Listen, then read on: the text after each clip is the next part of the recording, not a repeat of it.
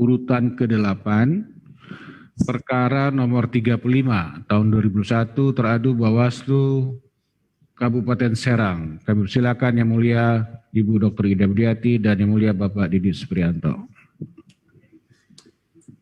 Putusan nomor 35 PKE DKPP Romawi 1 tahun 2021 Dewan Kehormatan Penyelenggara Pemilu Republik Indonesia demi keadilan dan kehormatan penyelenggara pemilu memeriksa dan memutus pada tingkat pertama dan terakhir pengaduan nomor 11 dan seterusnya yang diregistrasi dengan perkara nomor 35 dan seterusnya.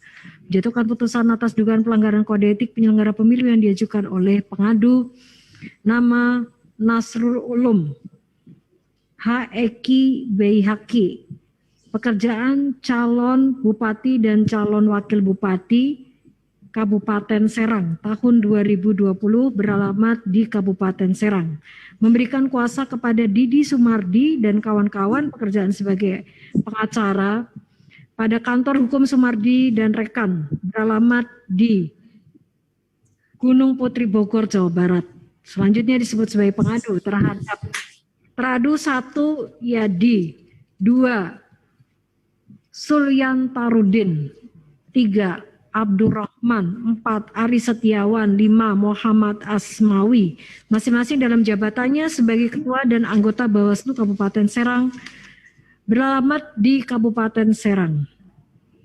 Teradu 1 sampai dengan teradu 5 disebut sebagai para teradu, membaca pengaduan pengadu, mendengar keterangan pengadu, mendengar jawaban para teradu, mendengar keterangan saksi, mendengar keterangan pihak terkait, dan memeriksa mempelajari dengan sesama segala bukti yang diajukan pengadu dan para teradu. Duduk perkara, kewenangan dan kedudukan hukum dianggap telah dibacakan pertimbangan putusan. Menimbang jawaban dan keterangan pengadu, para teradu, saksi, pihak terkait, dan bukti, dokumen, serta fakta yang terungkap dalam sidang pemeriksaan DKPP berpendapat. Menimbang dalil pada angka 411 dan 412 terungkap fakta pada tanggal 9 Desember tahun 2020 pukul 09.46 WIB, teradu 1 menerima informasi melalui percakapan WhatsApp dari Munuf, wartawan Banten Pos, tentang adanya peristiwa dugaan pelanggaran pemilihan berupa pembagian uang kepada pemilih, dilengkapi alat bukti video berdurasi 4 menit, berdurasi 4 detik, yang memuat rekaman kegiatan di TPS 01 Kampung Dadap Desa Kecamatan Kibin Kabupaten Serang. Menindaklanjuti informasi tersebut, teradu 1 kemudian memberikan formulir model A6 tentang informasi awal. Selanjutnya Bawaslu Kabupaten Serang melaksanakan rapat pleno yang dihadiri 4 orang pimpinan dan memutuskan untuk dilakukan penelusuran dengan membentuk tim investigasi. Berikutnya pada tanggal 11 Desember 2020, Bawaslu Kabupaten Serang menerima laporan dari Mubarok tentang dugaan pelanggaran politik uang di TPS 01 Kampung Dadap Desa Ciage, Kecamatan Kibin, dan diterbitkan tanda terima laporan nomor 29 dan seterusnya. Karena terdapat kesamaan objek perkara dengan informasi yang diterima dari Munuf wartawan Banten Pos, dan telah ditindaklanjuti membentuk tim investigasi, para teradu menempuh kebijakan menggabungkan penanganan laporan akuo dengan penelusuran informasi awal yang sedang berjalan. Pada tanggal 13 Desember tahun 2020, melakukan kajian awal dan menyimpulkan laporan akuo memenuhi syarat formil material, kemudian diregister dengan nomor 24 dan seterusnya. Berdasarkan pembahasan pertama, Sentra Gakumdu disimpulkan terlapor atas nama Iwan Setiawan diduga melanggar pasal 73 ayat 4 junto pasal 187A Undang-Undang 10 tahun 2016 dan segera melakukan klarifikasi kepada pelapor, terlapor, dan para saksi. Pada klarifikasi tanggal 14 sampai dengan 17 Desember tahun 2020, para teradu hanya berhasil mendapatkan keterangan dari pelapor Mubarok, saksi pelapor Mahyar, dan saksi Opi Lahardi, saksi Taufik Hidayat, dan saksi Sami. Sedangkan terlapor Iwan Setiawan tidak memenuhi undangan meskipun telah dipanggil 3 kali secara patut. Hasil klarifikasi dilakukan pembahasan kedua Sentra Gakumdu pada tanggal 17 Desember 2020 dengan kesimpulan keterangan pelapor dan para saksi tidak ada kesesuaian sehingga tidak terpenuhi 2 alat bukti. Untuk itu laporan aku dinyatakan tidak memenuhi unsur pelanggaran dan tidak dilanjutkan ke tahap penyidikan. Para teradu kemudian menerbitkan pemberitahuan status penanganan laporan dihentikan dan menempelkan di papan pengumuman pada tanggal 18 Desember 2020. Terungkap fakta dalam sidang pemeriksaan pada tanggal 14 Desember 2020, klarifikasi terhadap pelapor, Mubarok dan saksi pelapor Mahyar dilakukan oleh Toifur dan Hasan, staf Sekretariat Bawaslu Kabupaten Serang.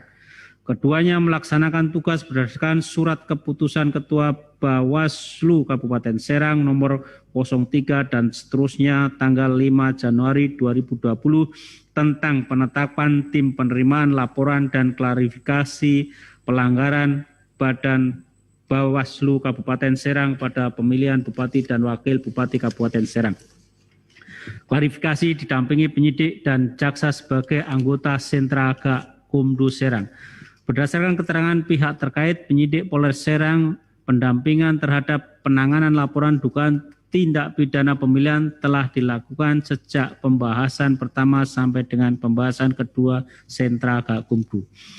Berdasarkan uraian fakta di atas, DKPP menilai tindakan para teradu dalam penanganan laporan nomor 24 dan seterusnya telah sesuai dengan peraturan perundang-undangan untuk melayani para pencari keadilan sesuai prosedur kerja sebagaimana ketentuan pasal 29 ayat 1 dan ayat 2 Peraturan Bawaslu nomor 8 tahun 2020 yang memerintahkan Bawaslu Kabupaten Kota membentuk tim klarifikasi guna meminta keterangan, dan tim klarifikasi terdiri dari ketua dan anggota, pejabat struktural dan atau staf Sekretariat Bawaslu Kabupaten Kota.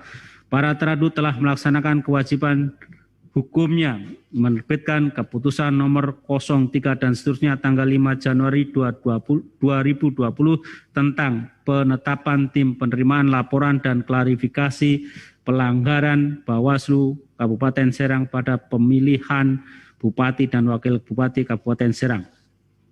Dengan demikian pula sikap dan tindakan teradu 1 segera menindaklanjuti informasi MUNUF wartawan Banten Pos atas dugaan pelanggaran pemilihan dengan mengisi formulir A6 dan melakukan pembahasan dalam rapat pleno Bawaslu Kabupaten Serang telah sesuai dengan pasal 19 ayat 2 dan ayat 3 Peraturan Bawaslu nomor 8 tahun 2020.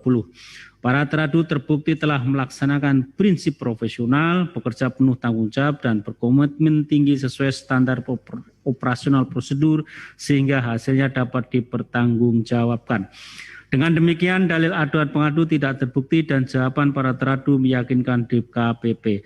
Para teradu tidak terbukti melanggar kode etik dan pedoman perilaku penyelenggara pemilu. Menimbang dalil pengadu selebihnya, DKPP tidak relevan untuk mempertimbangkan. Kesimpulan.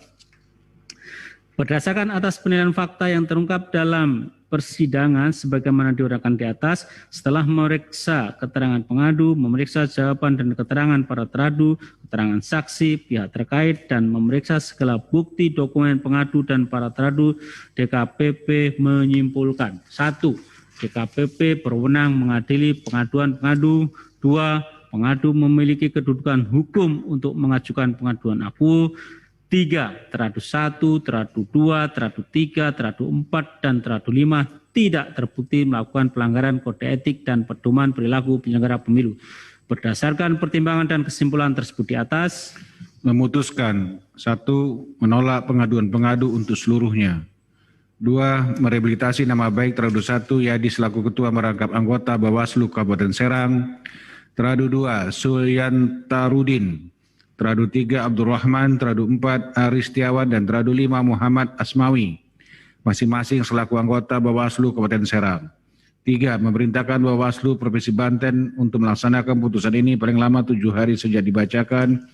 Dan 4. Memerintahkan Badan Pengawas Pemilu untuk mengawasi pelaksanaan putusan ini. Demikian diputuskan dalam rapat pleno oleh 7 anggota DKPP, yakni Muhammad selaku Ketua Merangkap Anggota, Alfitra Salam, Teguh Prastio, Didis Prianto, Ida Budiati, Muhammad Afifuddin, dan Pramono Ubed Antowi, masing-masing sebagai anggota pada hari Rabu tanggal 17 Maret tahun 2021 dan dibacakan dalam sidang kode etik terbuka untuk umum pada hari ini Rabu tanggal 31 Maret tahun 2021 oleh Fitra Salam, Teguh Prastio, Didi Supriyanto, dan Ida Budiati masing-masing sebagai anggota.